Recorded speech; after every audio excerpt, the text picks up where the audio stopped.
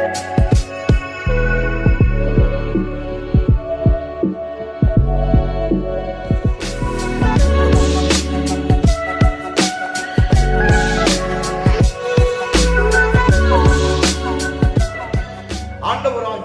இயேசுவின் நாமத்தில் இந்த காலவெளியில இந்த காணொளி மூலமாக உங்களை சந்திப்பது மிகுந்த மகிழ்ச்சி அடைகிறேன்.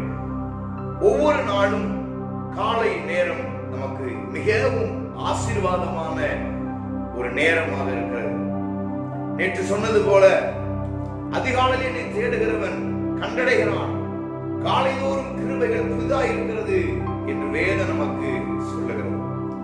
பிரியமானவர்களே, ஒவ்வொரு நாளும் அவருடைய கிருபைக்கு காத்திருக்கிற தேவ பிள்ளைகளாக நம்மை மாற்றுவாராம்.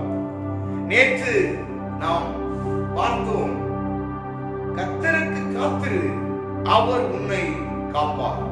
நீ அவருக்குள்ளே உன்னை காத்துக் கொண்டால், அவரை உனக்குள்ளே காத்துக் கொண்டால் அவர் உன்னை காப்பார்.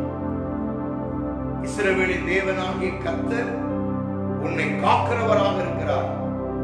அவர் உன்னை காக்கிறவர். இஸ்ரவேலை காக்கிறவர் உறங்குவதும் இல்லை, அவர் தூங்குகிறதும் இல்லை என்று நேற்று நாம் பார்த்தோம். இந்த நாளிலே நம்முடைய ஆண்டவர் உறங்காமல் தூங்காமல் அவர் நம்மை பாதுகாக்கிறவராக இருக்கிறார். வெளிப்படுத்தின விசேஷம் 3ஆம் அதிகாரம் 10வது வசனத்தை உங்களுக்கு நான் வாசிக்கிறேன். வெளிப்படுத்தின விசேஷம் 3ஆம் அதிகாரம் 10வது வசனம். இந்த வசனத்தை பிலதெல்பியா சபைக்கு ஆண்டவர் சொல்லுகிற வார்த்தை. பிலதெல்பியா சபைக்கு சொல்லுகிற ஆசீர்வாதமான ஒரு வார்த்தை. என் பொறுமையை குறித்து சொல்லிய வசனத்தை நீ காத்துக் கொண்டபடியினால் பூமியில் குடியிருக்கிறவர்களை சோதிக்கும்படியாக பூச்சக்கரத்தின் மேலுக்கு வரப்போகிற சோதனை காலத்துக்கு தப்பும்படி நானும் உன்னை காப்பேன். பிரியமானவர்களே, கடந்த 2 வருடமாக இந்த கொரோனா வைரஸினாலே தேசம் முழுவதும் பாதிக்கப்பட்டு அநேகர் மரித்து போனார்கள். மரணத்தின் எண்ணிக்கை இந்திய தேசத்துல 3 லட்சத்துக்கும் மேலே இந்தியா முழுவதும் மரணங்கள். தமிழ்நாட்டிலே 38,000 40,000க்கும் மேலே மரணங்களை நாம் சந்தித்திருக்கிறோம். எத்தனையோ டாக்டர்ஸ், படித்தவர்கள், படியாதவர்கள், பெரிய பெரிய உத்தியோகஸ்தர்கள், பாமர மக்கள், சிறுவர்கள், பெரியவர்கள், வயதானவர்கள், வாலிபர்கள், பலதரப்பட்ட மக்களை இந்த கொரோனா வைரஸ் வாரிக்கொண்டு போனது. படித்தவர்கள் போனார்கள், படியாதவர்கள் போனார்கள், நல்லவர்கள், கெட்டவர்கள், இந்துக்கள், முஸ்லிம், கிறிஸ்தவர்கள், எந்த ஜாதி, மதம், இனம், மொழி பாராமல் அநேகர் மரித்து போனார்கள். ஆனால் வேதம் சொல்லுகிறது, நீ என்னை காத்துக் கொண்டால், நீ உனக்குள்ளே என்னை காத்துக் கொண்டால், நான் தீங்கு வரும் பொழுது, அங்கே சொல்லப்பட்டிருக்கிறது பாருங்க, 3ஆம் அதிகாரம் 10ல, உனக்கு அதாவது சோதிக்கப்படும்படியாக பூச்சக்கரத்தின் மேலுக்கு வரப்போகிற சோதனை காலத்துக்கு தப்பும்படி நான் உன்னை காப்பேன்.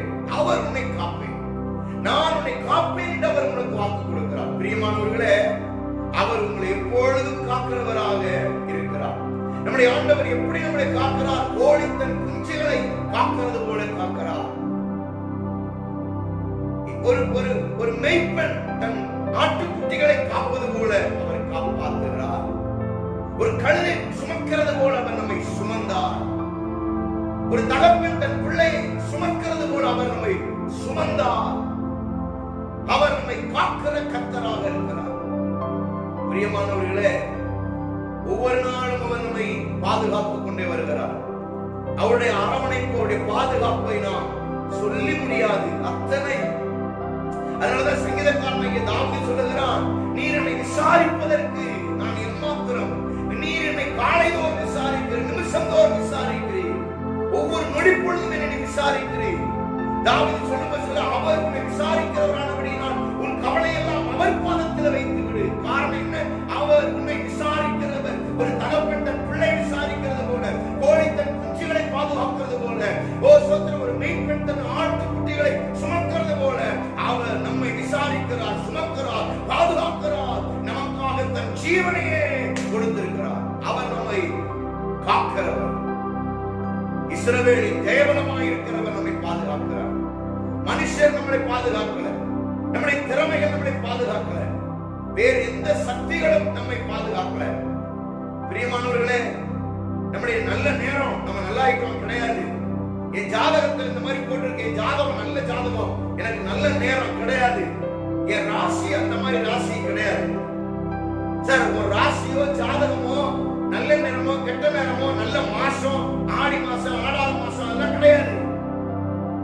தேவன் உன்னை பாதுகாக்க. கர்த்தர் வீட்டை கட்டாராகி, கர்த்தர் நகரத்தை காவாராகி, நீ எவ்வளவு பிரயாசம் எடுத்தாலும் ஒண்ணும் இல்லை.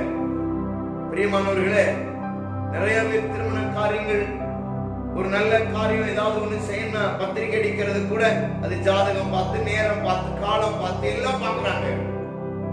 ஆனா என்ன ஆயிடுது, கடைசியில அந்த ஃபங்க்ஷன் ஃபெயிலியர், திருமண வாழ்க்கை பாதியில போயிடுது. திருமணம் பண்ண போறோம்னு சொல்லி ஜாதகம் எல்லாம் பார்த்து சரியான ஜாதகம் செட் ஆகுதான்னு பார்த்து ஜாதகம் எல்லாம் காலம் நேரம் எல்லாம் பார்த்து இத்தனாம் தேதி இத்தனை மணிக்கு இந்த நேரத்துல காலையில சாயங்காலம் வைக்கணும், காலை கட்டணும் அப்படின்னு எல்லாம் பார்த்து இந்துக்கள் மற்ற ஜனங்கள் அந்த நேர காலம் பார்த்து கைகூடி வர வச்சு தாலி கட்டி மறுநாளே அவன் விபத்துல செத்துறான். நீ பார்த்த ஜாதகம் எங்க போச்சு? நீ பார்த்த நல்ல நேரம் எங்க போச்சு? நீ நினைச்ச காரியங்களை எங்க போச்சு? சார், காலங்களையும் நேரங்களையும் சமயங்களையும் உருவாக்குகிறவர் கர்த்தர். பைபிள் அதான் வேதம் சொல்லுகிறது, அவர் பூச்சக்கரத்தை தன்னுடைய கரத்தில் வைத்திருக்கிறார். அவரே ஆளுகை செய்கிறார். வானத்தை உண்டாக்கினவர், பூமியை உருவாக்கினவர், மனுஷனை தன்னுடைய கையில் சிற்பமாக செய்தவர். எல்லாம் அவர் தான். அவர் இல்லாம எதுவும் இல்லை. அதை நீங்க புரிஞ்சுக்கணும். பிரியமானவர்களே, நம்முடைய இஸ்ரவேலின் தேவனாகிய கர்த்தர் நம்மை காக்கிறவராக இருக்கிறார். அவர் உன்னை காக்கிறவர். பகலிலே வெயிலாயிலும் இரவிலே நிழலாயிலும் உன்னை சேதப்படுத்தாமல் உன்னை காக்கிறவர். தீங்கும் உன்னை அணுகாதபடிக்கு தன்னுடைய வலதுகரத்தை கொண்டு உன்னை பாதுகாக்கிறார். இடதுகரம் நம்மை தாங்குகிறது, வலதுகரம் நம்மை போஷிக்கிறது. அவர் நம்மை போஷிக்கிறவர், பாதுகாக்கிறவர், நம்மை அரவணைக்கிறவர். ஒவ்வொரு நாளும் அவர் நம்மை பாதுகாக்கிறார். பிரியமானவர்களே, மனுஷன் பாதுகாக்கிற மாதிரி கிடையாது. மனுஷன் நம்மளை பாதுகாக்கிற மாதிரி இல்லை.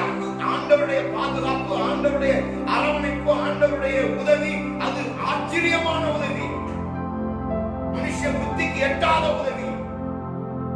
சிங்க குகையிலே தானியேலை போட்ட பொழுது அங்கே நம்முடைய ஆண்டவராகிய கர்த்தருடைய உதவி பாதுகாப்பு எப்படி இருந்தது?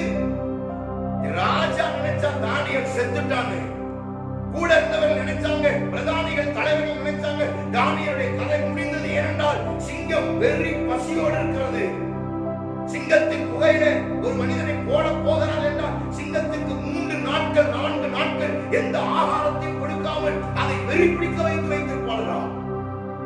நேரம் வந்த பொழுது தானியேலை சிங்கம் குகையில போட்ட பொழுது எல்லாரும் நினைத்தார்கள் தானியேல் செத்து போனான், முடிந்தது அவனுடைய வாழ்க்கை. தேவனை ஆராதித்த, ஜெபித்த, ஆராதித்து கர்த்தரை மகிமைப்படுத்தின, கர்த்தரே தெய்வம் என்று சொன்னவன் செத்து போனான், முடிந்தது என்று நினைத்தார். ஆனால் ஒருவரும் காப்பாற்ற முடியாத இடத்திலே இரட்சகர் இயேசு நான் உன்னை காக்கிற கர்த்தர் என்பதை நிரூபித்தார். கர்த்தரை ஆராதிக்கிற பிள்ளைகள் எப்பேற்பட்ட சூழ்நிலை நீங்கள் மாட்டிக்கொண்டாலும் அந்த சூழ்நிலைக்கு நடுவாக என் தேவன் உன்னை காப்பாற்ற வல்லவராய் இருக்கிறார். மனுஷனுடைய கைகள் சோர்ந்து போகும் பொழுது, மனுஷனுடைய கைகள் உதவி இழந்து போகும் பொழுது, எந்த மனிதனும் இறங்கி வந்து உனக்கு உதவி செய்ய முடியாத நிலைமையிலே உனக்கு உதவி செய்கிற ஒரு கர்த்தர் இருக்கிறார். அவர் இஸ்ரவேலின் தேவனாகிய கர்த்தர். அவர் உனக்கு உதவி செய்வார். அது சிங்க குகையா இருக்கலாம், அது அக்கினி ஜுவாலையா இருக்கலாம், அதெல்லாம் ஆண்டவருக்கு பொறுப்பில்லை. வேதம் சொல்லி தண்ணீரை கடக்கும் பொழுது நான் உன்னோட இருக்கிற, நீ அக்கினியில விழுந்தாலும் வேகாது உனக்கு அப்படிப்பட்ட ஆசீர்வாதம்.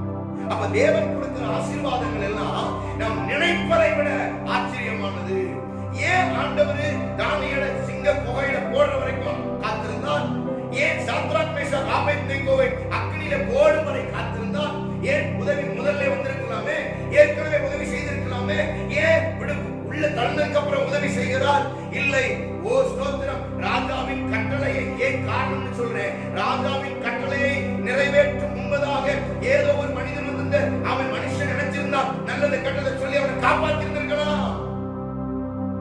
கெவி சிங்க குகையில போடுவதற்கு முன்பதாக யாரோ வந்து சொல்லியிருந்தா காப்பாற்றிருந்திருக்கலாம். முடியும், மனிதனால் முடியும். ஆனால் சிங்க குகையில போட்டதுக்கு பின்பு